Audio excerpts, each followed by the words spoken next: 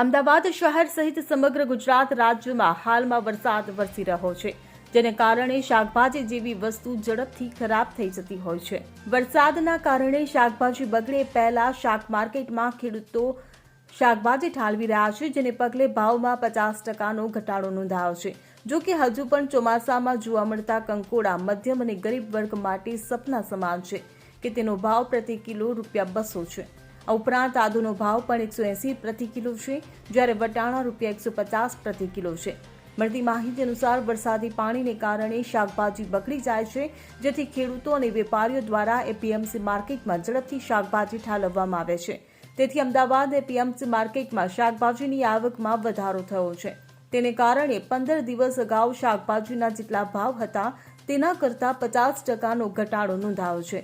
આ કારણથી મધ્યમ વર્ગ સહિતના લોકોને હાલ પૂરતી રાહત મળી છે, પરંતુ સૌરાષ્ટ્ર અને દક્ષિણ ગુજરાત બાદ હવે ઉત્તર ગુજરાતમાં ભારે વરસાદ વરસી રહ્યો છે, જેને કારણે થોડા દિવસ બાદ શાકભાજીની આવકમાં ઘટાડો થતાં તેના ભાવ ઉંચકાઈ શકે છે।